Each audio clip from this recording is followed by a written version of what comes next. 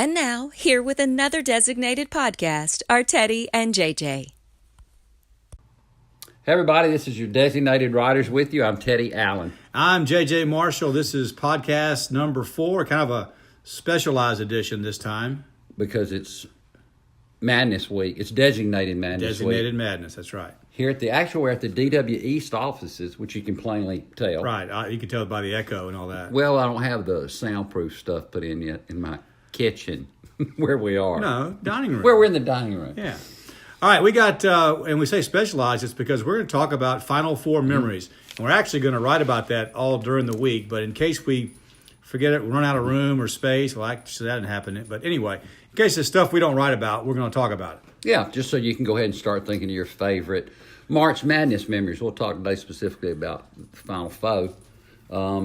JJ, first one you attended. I was going to say we're tied at 2 apiece. I went to, they all seem special when you go to them, but they seem like the ones that we went to all in the 80s, right? Yours Yeah, were both in the because I 80s? don't think we've been to one since then, and they were all spectacular. The one, and I probably had the least spectacular of the 4 of them, but also I think I have the most spectacular of the 4 of them also. So, the first one I went to, I was not even a year out of good old Louisiana Tech journalism school, and I got the 82 Final Four, which is, of course, the Michael Jordan Final Four. Only reason I went to it was because in New Orleans, and back then, that was an easy trip.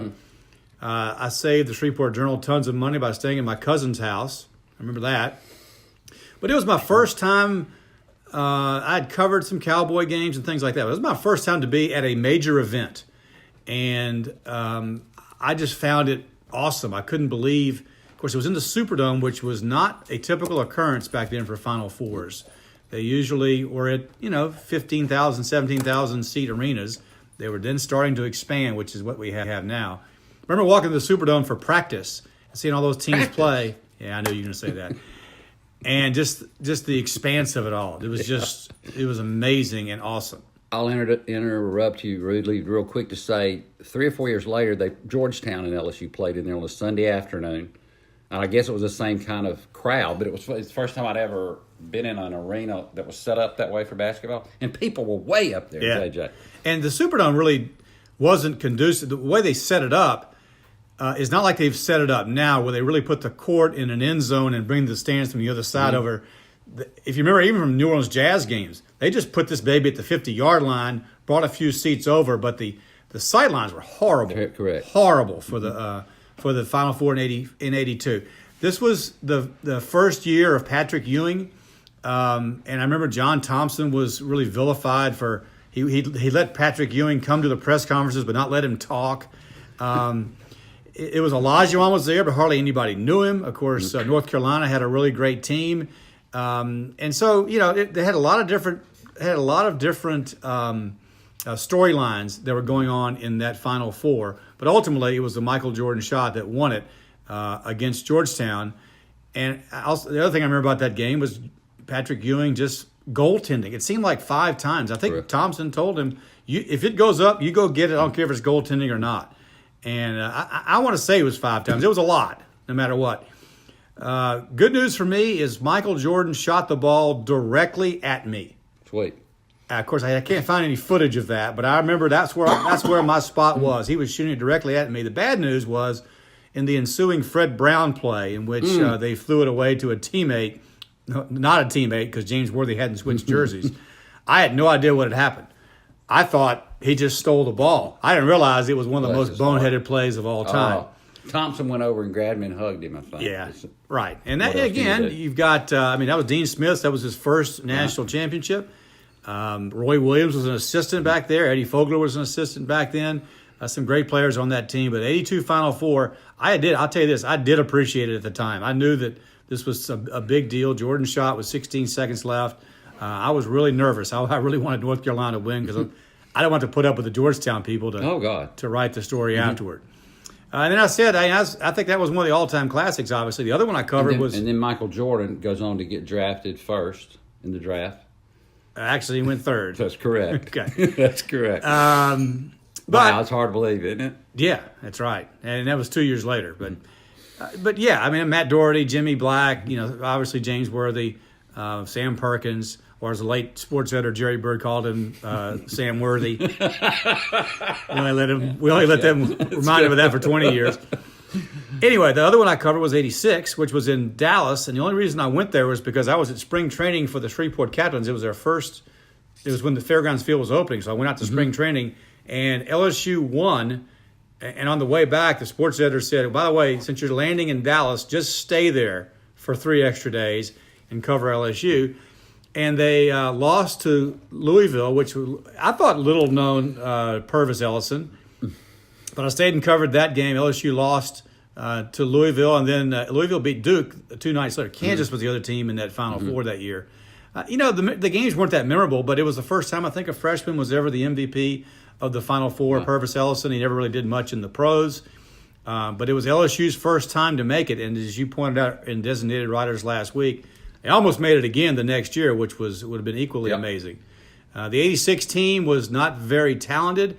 They did start off, though, like 13-0. I think Correct. Nikita Wilson got hurt or ineligible. Something happened, and they were left pretty much with, just John Williams and a few people, Anthony Wilson from Plain Dealing.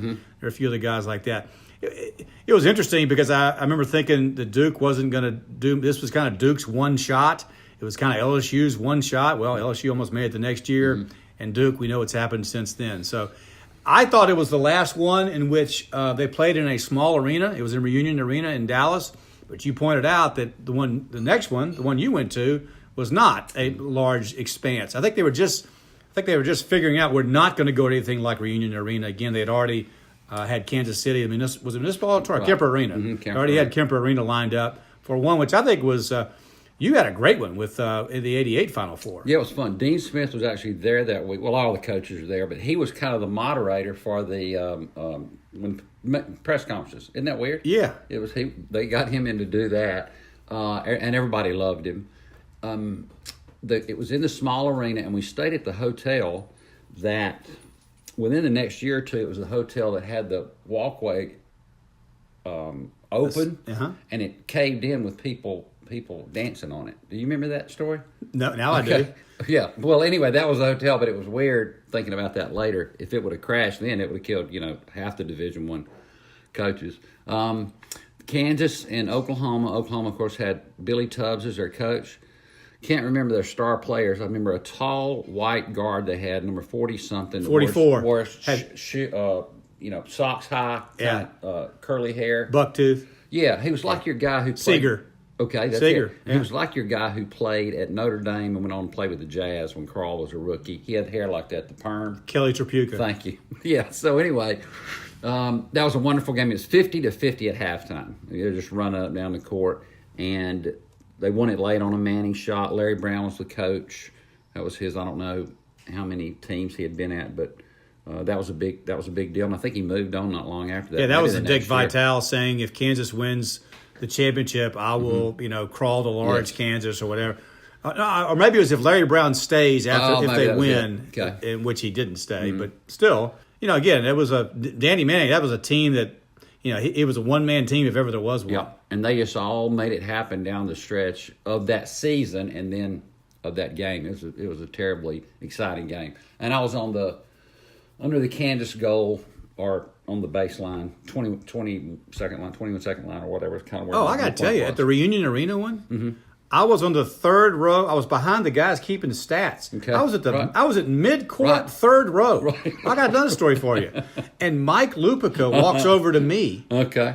and says, "Hey, can you go get the?" Oh, no, I'm sorry. I was talking to a friend of mine who was on the other side of the bar to keep the rabble from the press. Right. I was talking to a friend of ours, and he says, "Hey, will you hand this to my friend? Will you go hand this note to Bobby Knight?" Because Knight was up there like in the 18th row. Okay. Right. And the guy goes, "Yeah, sure." Sure, okay. Runs up there, and he hated Bobby Knight because he's an LSU fan. right.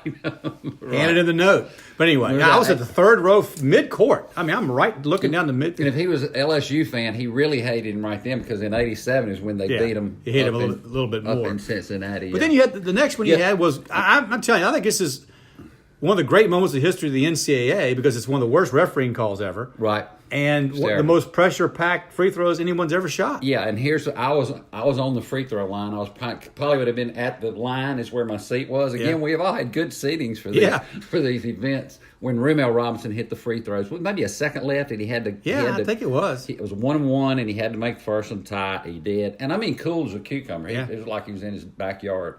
Michigan had the great run with the coach that took over late in the season. That Steve guy. Fisher. Thank you. Who's at SDS San Diego State? Not anymore. Okay. He was up until recently. I hadn't Kevin up with Fisher. Yeah, like but he was a beautiful human, and I mean, you talk about playing with house money. This guy was laid that was back. I want a Michigan man coaching the Michigan Right. team. Jim Beckler said That kind of thing. Told Bill Frieder get your butt out of here, go to Arizona State, whatever it was. I didn't miss a lick. The last time I saw Rumel Robinson, it was weird. He was in the Outback in Shreveport after a crawdad. That's the last time I talked to him. Yep, was out in the corner booth. Right. And I said, I just want to shake your hand. Right. I mean, other than Doug Collins in the Olympics, those are the two most impressive free throws Oh, ever. Doug Collins in the Olympics. Wow. Yeah, I had a good seat in Lakeview, South Carolina, watching that on a black and white television. Okay, well, that's for another But podcast. Rumel Robinson, kudos to him, and I mean cool as a cucumber. Yeah, so it was an knocked All him Big down. Ten final, and that was the first one. They haven't had one in a small building since Kemper. That was in the